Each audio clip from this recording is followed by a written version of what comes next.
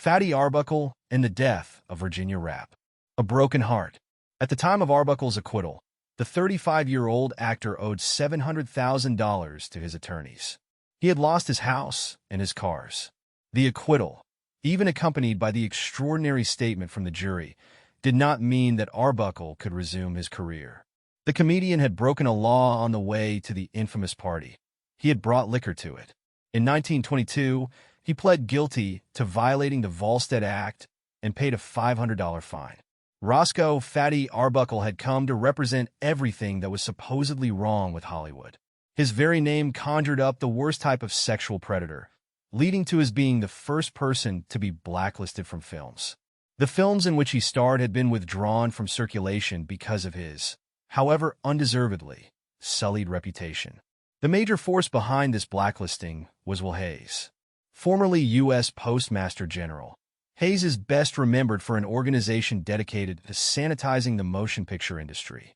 It was called the Motion Picture Producers and Distributors of America, MPPDA. Hayes and his organization were courted because Hollywood feared that public outrage would lead to government censorship. Movie producers decided to head that threat off at the pass by agreeing to rules of self-censorship which Hayes helped form. On April 18, 1922, Hayes issued a statement saying, after consulting at length with Mr. Nicholas Schenck, representing Mr. Joseph Schenck, the producers, and Mr. Adolf Zucker and Mr. Jesse Lasky of the famous Players Lasky Corporation, the distributors, I will state that at my request they have canceled all showings and all bookings of the Arbuckle films. They do this that the whole matter may have the consideration that its importance warrants, and the action is taken notwithstanding the fact that they had nearly 10,000 contracts in force for the Arbuckle pictures. Hayes would officially lift this ban on December 20th of that same year, but Arbuckle would not be able to find work in front of a camera for a decade. He was able to obtain work behind the camera as a director when working under the pseudonym William B. Goodrich. The name he picked showed that the trauma he had suffered had not erased his sense of humor. Perhaps it also showed that he had finally forgiven his father for parental maltreatment. As Goodrich, Arbuckle directed a 1927 Eddie Cantor film called Special Delivery and a short starring Louise Brooks called Wendy Riley Goes to Hollywood in 1931. However, Arbuckle was still depressed. Perhaps he needed to perform before real audiences, to have people see him as the jolly fat man he had always played and not the man suspected of a dirty and disgusting crime. For a while, he returned to the stage. He made a tour on the old vaudeville circuit. There he found affectionate crowds laughing and applauding at his old antics. Having the public accept him once again was wonderfully gratifying. He met lovely, dimpled Doristine, and the two fell in love. Minna divorced him in 1925, and 4 months later he wed Dean. However, the marriage was not successful.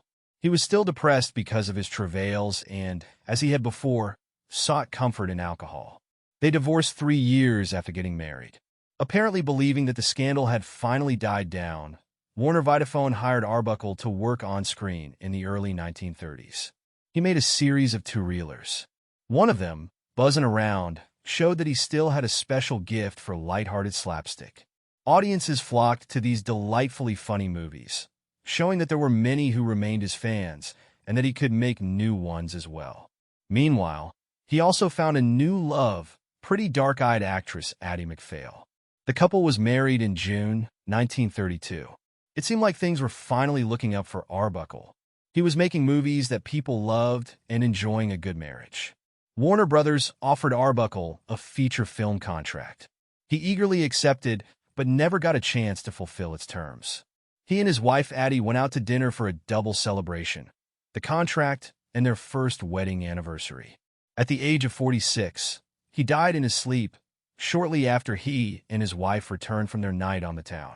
The cause of death was medically heart disease. His close friend Buster Keaton said he died of a broken heart. However, it should be remembered that he had made a successful comeback. He was also happily married. Thus, it is realistic to believe that for all his bad luck, including dying at a young age, Roscoe Arbuckle died a happy man. He certainly deserved to. Sadly, Arbuckle is often remembered today as the man who raped a girl with a Coke bottle, or the man who tried to rape an actress and killed her. He was neither of these things. Sometimes people recall him, correctly, as falsely accused of a murder. It would be most appropriate if he were remembered as a genius of comedy. Those smart enough and lucky enough to see his films will know him as a brilliant comedian. Roscoe Arbuckle loved to make people laugh, and he was very good at it. Several decades ago, on a horrible day, the laughter stopped. It is long overdue for it to start again.